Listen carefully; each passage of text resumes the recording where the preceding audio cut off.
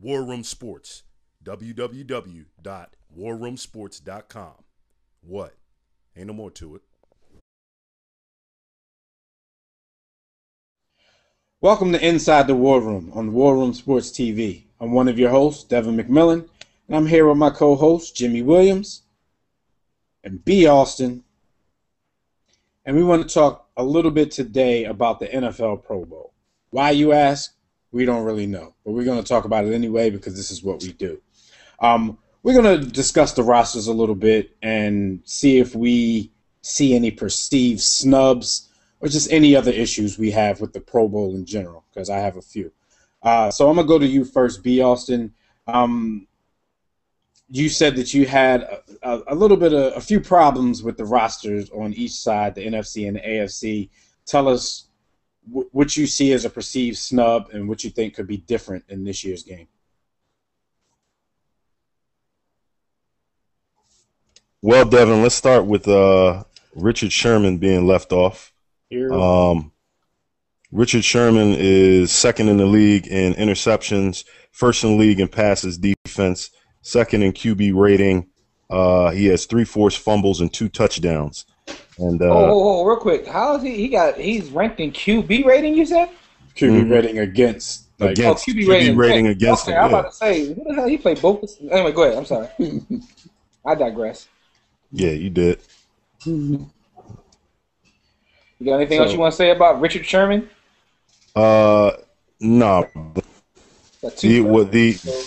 other snub that I want to talk about is Alfred Morris, the running back for the Washington Redskins, 4th in the league in rushing, 3rd in the NFC, tied for 2nd in the NFC in rushing touchdowns. He was left off. Okay, so here's my question to you. Of course, if you say that someone got snubbed, then you would have to take somebody out. So who would you replace to put Alfred Morris into the Pro Bowl? I'm glad you asked. I actually would take. I'd actually take Frank Gore off and put him on, and then as far as cornerbacks are concerned, Tim Jennings can hit the road. Hit the road, Jack. Or actually Patrick Peterson. Either. I think the Bears are good enough, and what he's done has resulted in a part of their success. Patrick Peterson actually made it. As a reserve, he can go. One perceived snub that I see in the Pro Bowl selections this year, I would probably say Roddy White. Now, I don't know if it was a case where they didn't want to put both of the Falcons' starting receivers into the Pro Bowl. I think I would take Victor Cruz out in favor of Roddy White. Not that Victor Cruz didn't have a great year, because he has had a great year. I believe he had about 89 receptions for almost 1,100 yards and 9 touchdowns. But in Roddy White's case, he had about 87 receptions for 1,300 yards and 7 touchdowns. And, even when I talk about this kind of stuff, it is an individual award, so I don't want to get too much into what their prospective teams are doing. But the Falcons do have a much better record, so you would probably say that what Roddy White has done has meant a little more this season in the larger scheme of things. So that's a perceived snub that I see, and I do have a question along the NFC offensive line. I don't really understand how Adrian Peterson is on the cusp of 2,000 yards and maybe challenging Eric Dickerson's rushing record, single-season rushing record, and not a soul from his offensive line has gotten recognized as a Pro Bowler. I do also understand the fact that you can play better as a unit as you can individually, but there are a few guys, in watching some of the film that you could say were standout guys on that offensive line, mainly Matt Khalil. You guys have any thoughts on that whole thing with the Minnesota Vikings? Yeah, I definitely agree. Whenever you have a back that goes, we'll say over 1,300 yards, I just my rule of thumb, you have to look at the line. you have to give some credit to the line and the success that they're having. So there's no way that Adrian Peterson makes it to 2,000 yards or even 1,800 yards, let's say, which he's already there, and you don't give some props, so to speak, to the line. Now, there is the AP All-Pro designation that maybe some of those guys will receive, but it just goes to show if the fan voting, they're kind of missing the boat there, I think. Yeah. The All-Pro team definitely. What about Des Bryant? Des Bryant has 12 touchdowns as of today, and close to 1,000 yards. If we look at the numbers, well, even the numbers, besides the touchdowns, you can't really make a distinction on Des Bryant because it seems like he kind of waited too long to actually come on.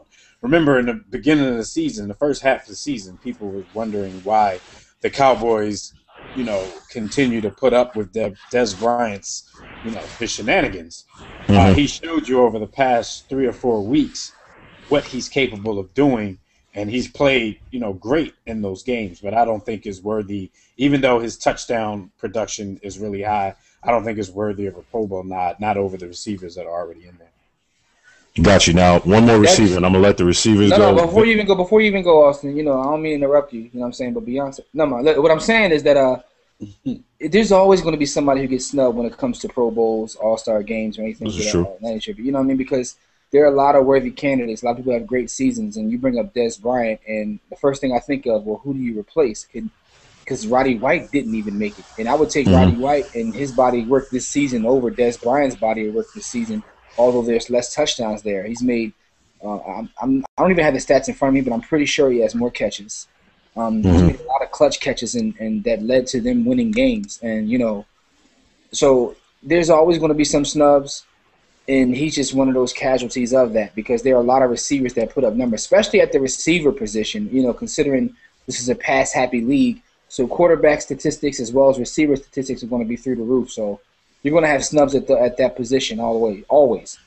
I'm comfortable with that. I wouldn't be too.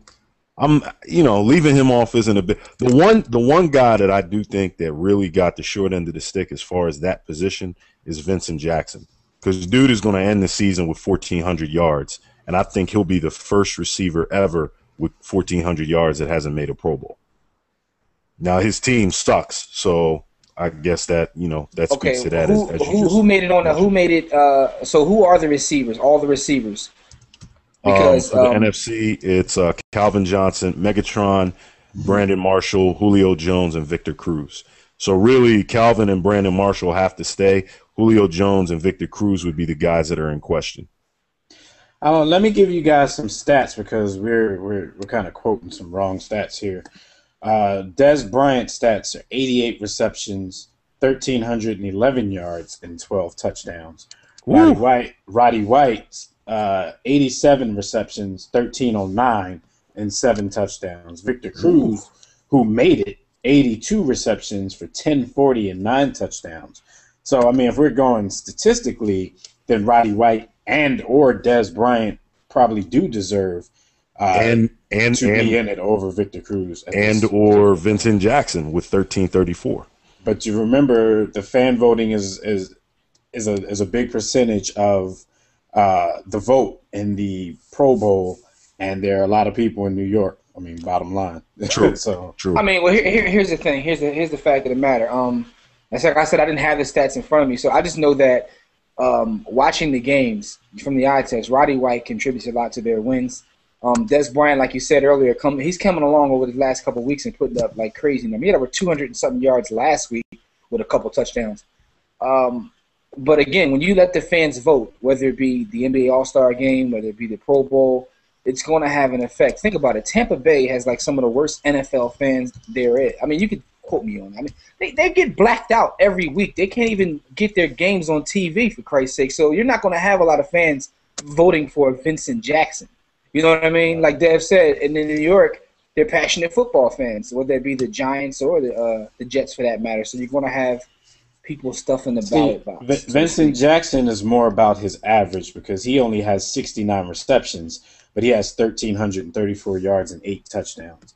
Going back to Des Bryant, I kind of think with Des Bryant, it is a matter of him coming on a little too late because, like Jimmy said, he's had some monstrous games of late where he's had like 200 yards, 2 touchdowns. So basically, when this voting started and as the voting process was going along, Des Bryant wasn't having this great season. Right.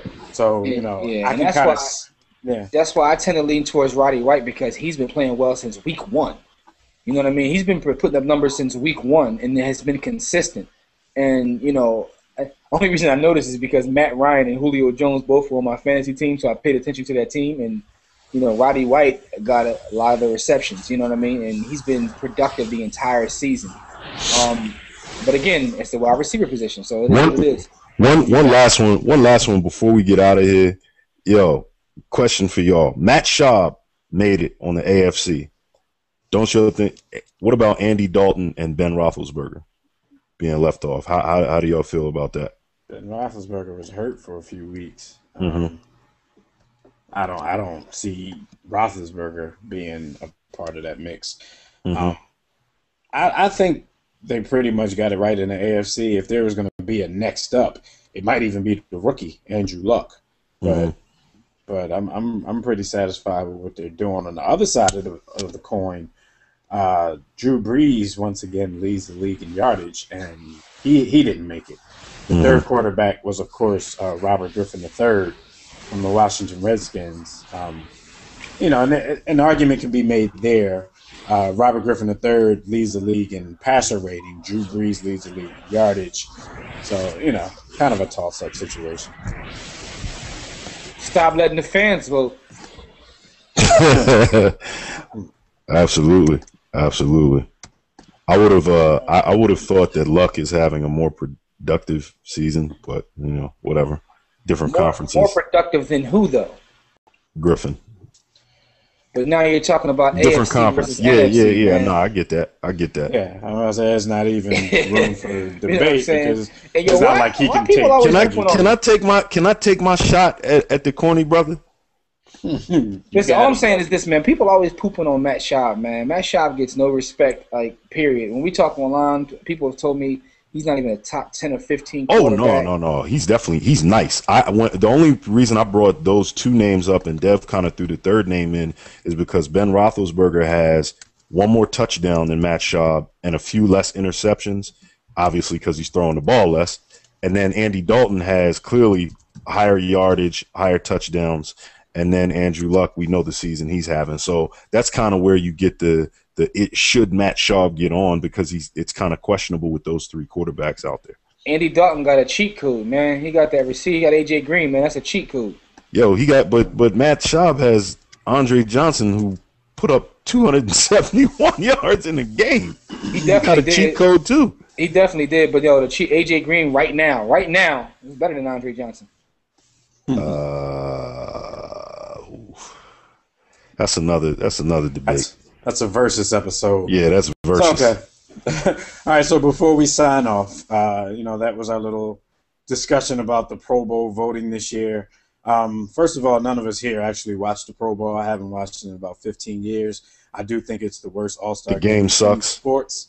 Yeah, it's the worst All-Star game in sports. So if I happen to flip past it by mistake, it won't be for more than 30 seconds. But with all that said, as usual, everybody, make sure you check out our videos at warroomsportstv.com. Make sure you click the like button on our videos. Make sure you comment because we will engage you in conversation. So until next time, don't accept mediocrity and be steadfast in that war against ignorance. Peace. Kuwait is the war room with 5 nights at the round table. 5 Philly guys diversified and educated.